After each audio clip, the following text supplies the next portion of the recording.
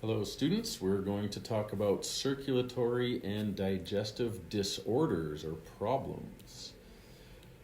Okay, so this word is pronounced atherosclerosis, which is fatty plaque deposits that eventually clog the arteries.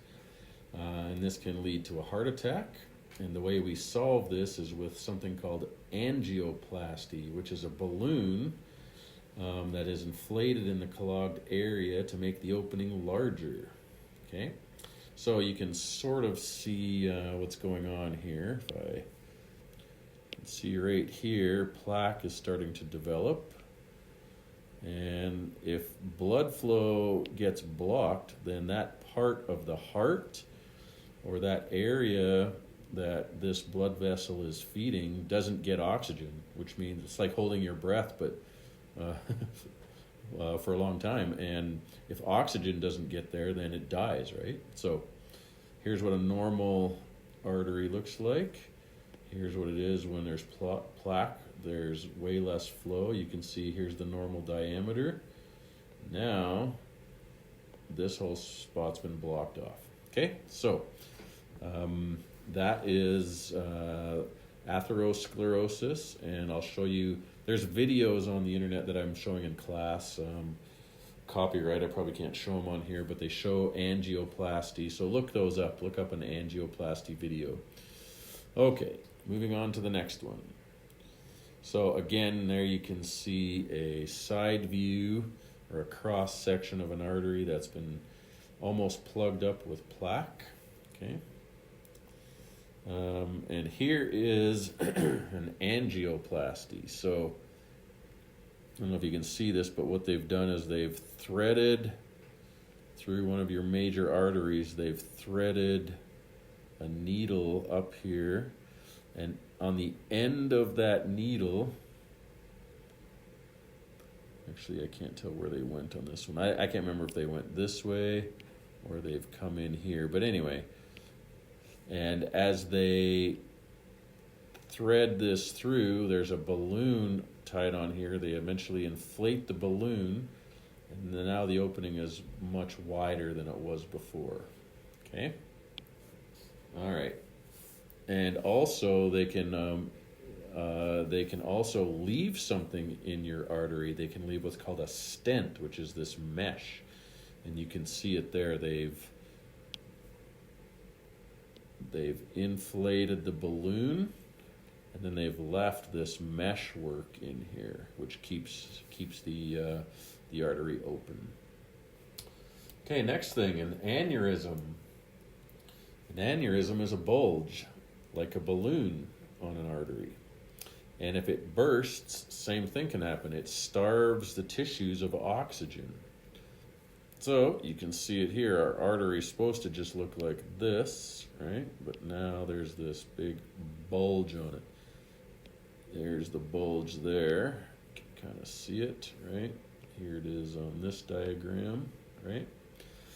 Okay, so if you watch a video, they'll show you how if I was to click this in class, it would show you how they treat aneurysms.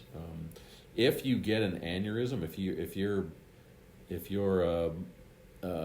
aneurysm pops and it's in the brain, you have what's called a stroke. So if you ever heard somebody had a stroke, that's what happened. They had a blood vessel bulging and it popped in their brain, and it could have caused minor damage to the brain, could have caused major damage. It all depends on the level of the stroke. Okay, next you can have what's called congestive heart failure, and that's when the heart simply cannot pump enough blood. So looking at the diagrams again, I don't know what exactly causes this. I didn't do enough research on that, but you can get maybe stiff muscles in the heart. And if they're stiff, they're not quite as flexible, and they're not pushing as much blood out as they normally would. Or look at these muscles, they're weakened. Maybe in an older person's heart, when you get old, our muscles deteriorate. And so that muscle just isn't strong enough to pump the volume of blood it once did. When that's happening, you're having what's called congestive heart failure. Okay? Okay.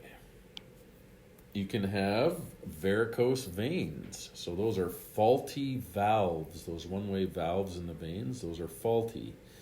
It usually happens in the legs, usually happens again with older people. And simple treatments, you'll see this one a lot. Simple treatments, exercise and losing weight is really important for lots of these things. Again, if I was in class, I would click this video. You can just Google a YouTube video about varicose veins, treatment of varicose veins, and you'll see how they treat them. Okay? Okay, another problem that we can have with our circulatory system is bed sores.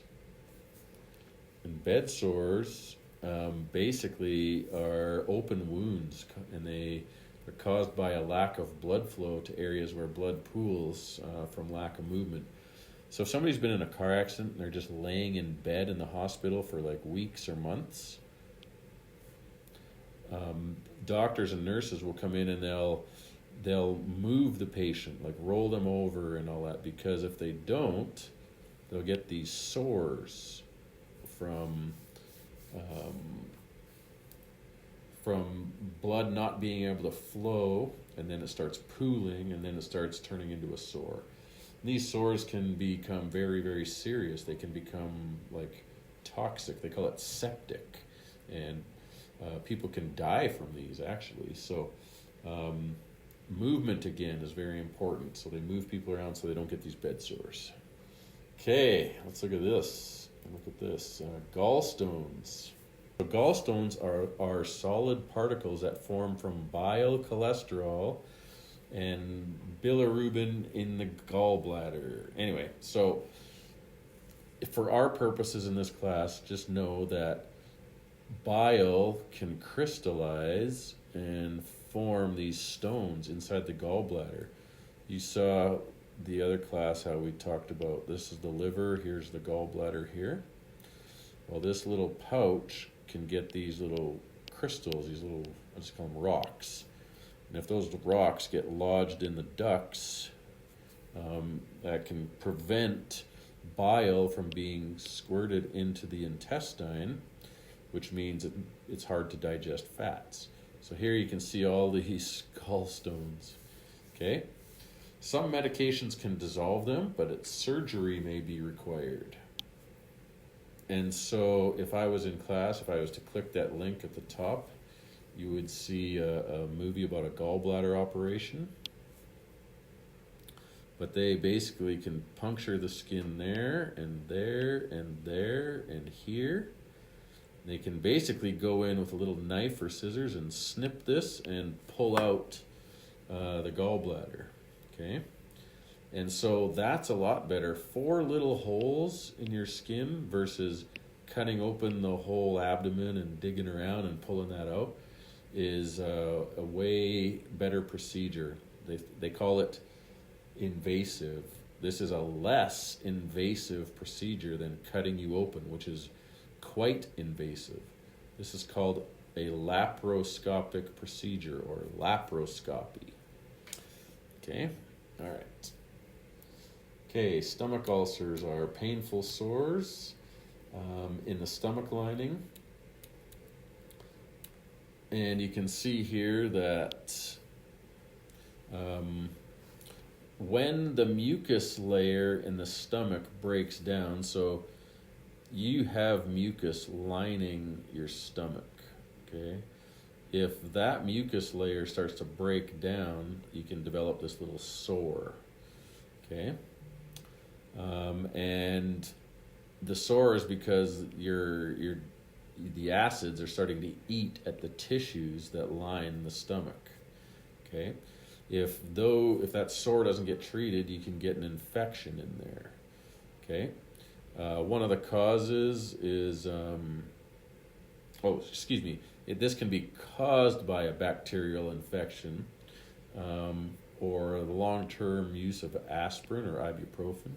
Now, of course, you could get an infection if the sore stays too as well. Anyway, so that's what a stomach ulcer is.